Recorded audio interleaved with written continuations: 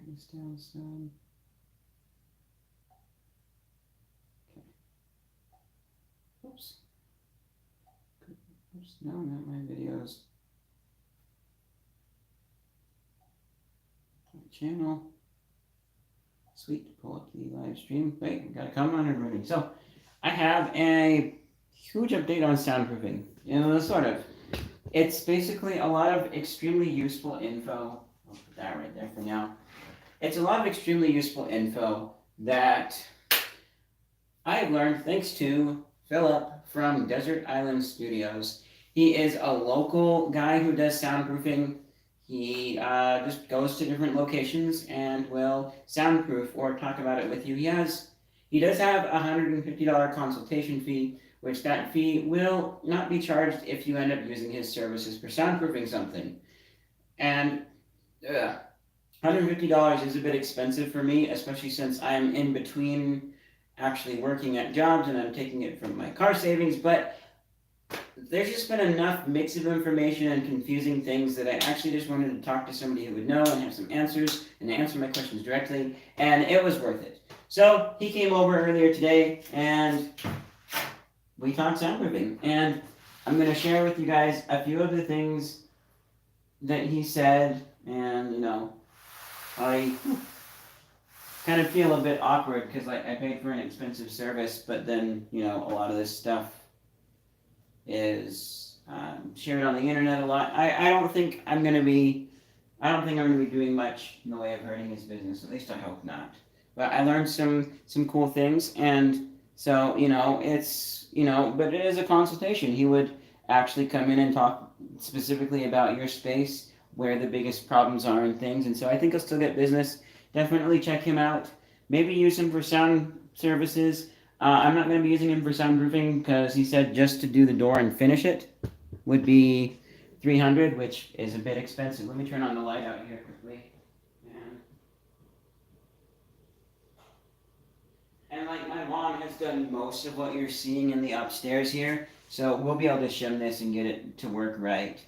So the first things first, he said the door sounded a bit hollow, but I was able to prove to him that it is a type of solid because I told him we cut off about this much from the top. So then he says that it's probably like a particle type. You guys can see that texture up there. I'm sure you've seen it before. It's like that throughout the whole door, and not as solid as an actual solid door. So he said that would be a next step. Although those things can actually, I'm sure, be really expensive. So I don't know about that, if I'll ever do that, but we'll have to see. Because the big thing he said is to getting the door soundproofed is to having the It's to having the door sealed around and not having any air coming through, so you can use light to see where there's gaps, and you can use what else did he say? Can of air, and see if there's any air coming through the door, like the kind you spray your computer off with. He mentioned lowering the door if you can to get it as close to the bottom while still sliding, which I think we're about as close as we're going to get to the bottom. I don't know that we could easily lower it anymore with the way our hinges are and whatnot. So yeah, plus also, the piece on the top there, we're going to have to glue and nail in, which will probably actually be caulk. So, and he said even a pinhole size hole can make a difference for airflow coming in and for sound, which to me I thought was really interesting that even that small of a hole can. So this will definitely be the focus and the next step. And then we're going to try and get this done so I can still return the AeroZoom panels if they really don't do what AeroZoom claims. But I might even just try and return them beforehand.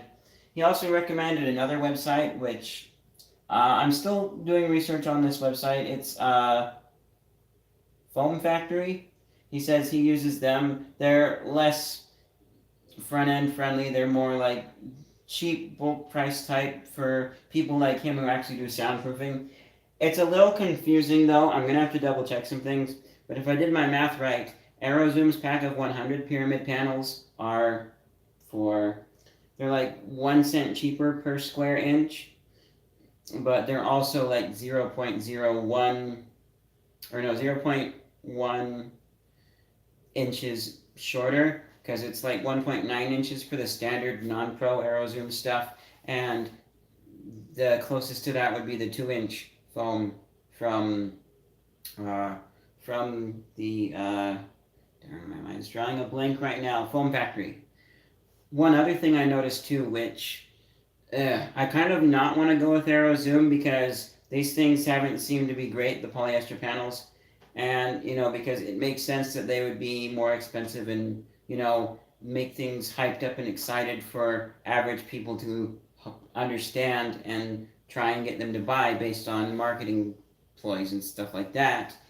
But so it seems like with the different thicknesses of panels from Foam Factory, it's the thickness of the pyramid that determines the thickness of the panel, whereas AeroZoom seems like they have the same thickness of pyramid, and then the back end is going to be thicker or thinner depending on if you have the regular or the Pro Series, which might be true, might not be, depending on how they've taken their photos. I don't know. That's what it seems like, and that's something that I'm curious about. So, I don't know which one of those I'm going to go with for the rest of the room, but there are some good options there.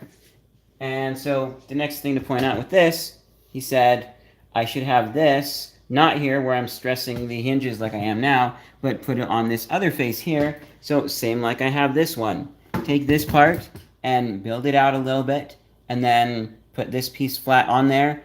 And he said to have your new piece be just a little bit shorter than, or a little bit less on the width than the other piece. That way you have a little bit of room to put some caulk. And he said just use regular painter's caulk. Don't splurge on green glue like that.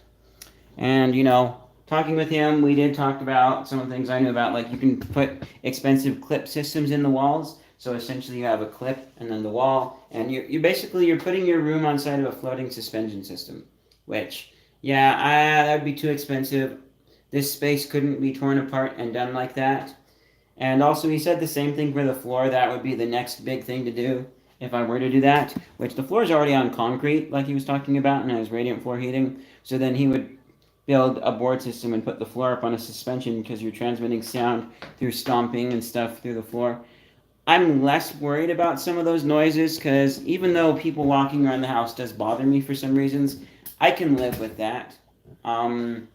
It'll be okay. I'll just try and get rid of the other noises. So sealing the door is the big step. It's step one. Then maybe the AeroZoom panels would make a difference on top of that. Maybe not. I don't know. He said I could also make a board system where, I'd have little boards and then I put these panels on top of my boards and I make an air gap between the walls and these, or, I could have a gap, same thing on the door. But that's the first thing. And then I mentioned the blanket that I have over here from Harbor Freight. That one actually seems to do pretty good in my testing, which you guys will get a test at some point. When this store's up, I'm going to try hanging this blanket in front of the door. So he said you could possibly hang the blanket in front of the door, and that would work. Hang it on the outside. Ideally, what I want is a system where you just open the door and close it as normal, and it does all of the work that way, and you don't have to move a blanket out of the way or do anything special like that. But if I have to, I will put a curtain or a blanket up somewhere. What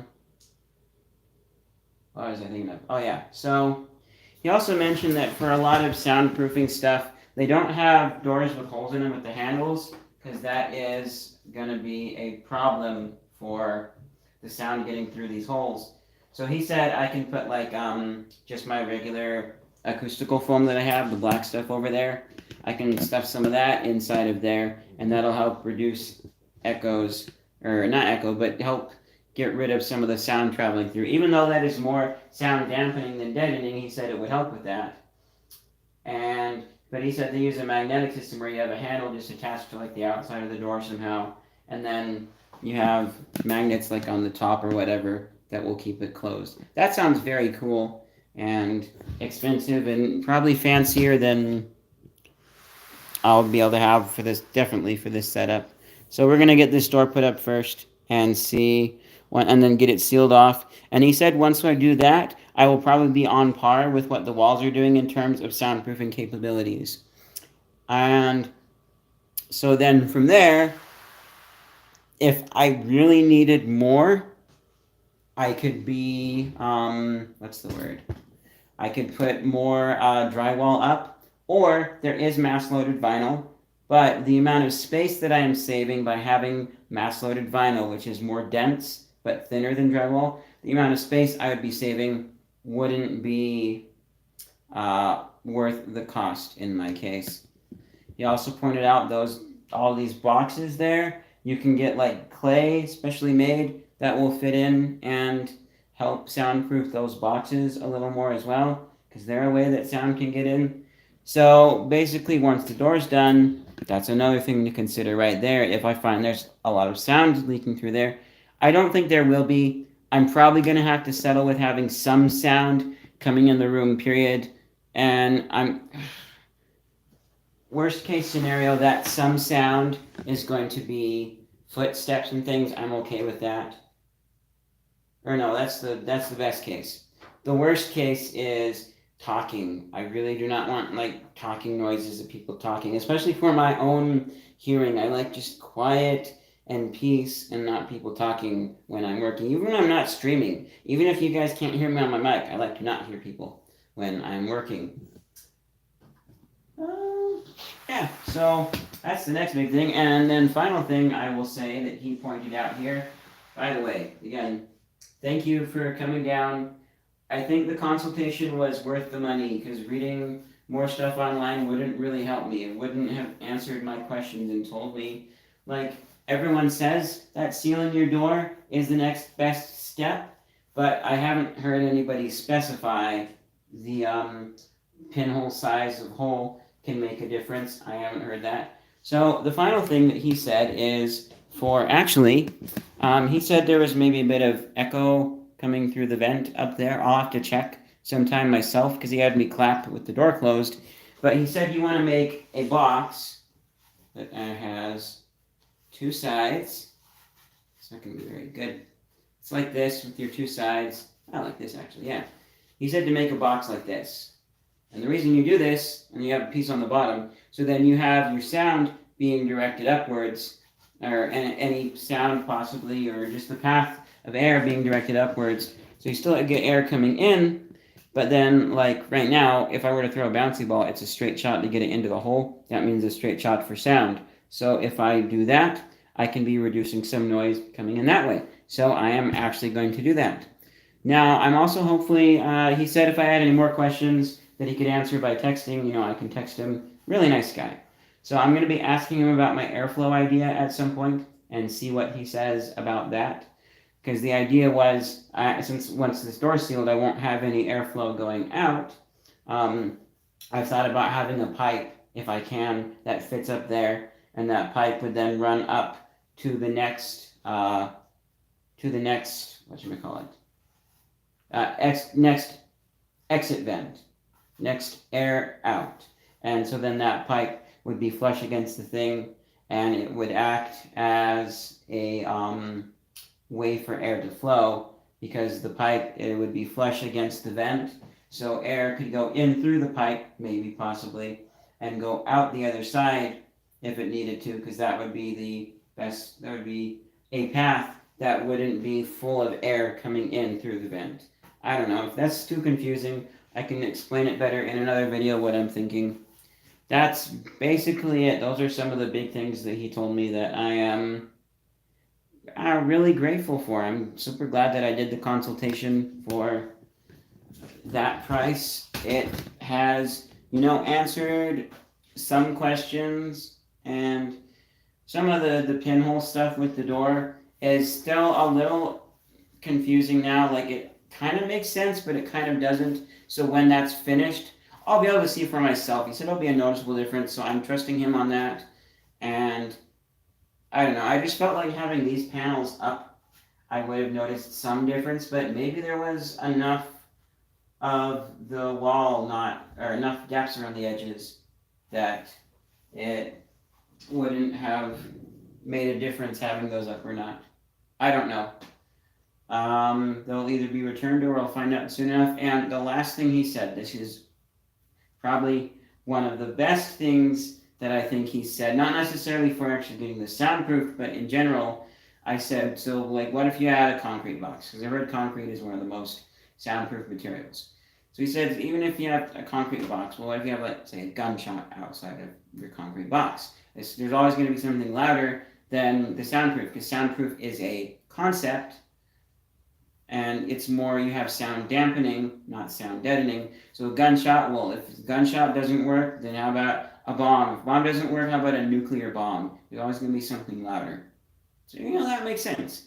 And off of that, then you got to realize the point of where does it like stop? Where are you not worried so much about? What sounds are you not worried so much about? And that's where you stop. Anyways, that's pretty much it for this video. Go support me on Patreon, patreon.com/cultures101, so that I can actually afford some of the stuff that I'm going to buy. I'm probably going to end up splurging sometime soon and buying the acoustic foam to put up everywhere, which he actually recommended different thicknesses, and I think he said different shapes too, which I want pyramid everywhere. I'm fine with different thicknesses, although I'd want them to be uniform, which makes me lean a little bit toward pyramids. But I'll be able to ask him some questions. I'll be able to get some more answers. But that's the bulk of it. That's kind of an update on this thing. So the door is still the big thing to be worked on and sealed. And hopefully this will happen soon. Anyways, see you guys in whatever's next. Go support me on Patreon.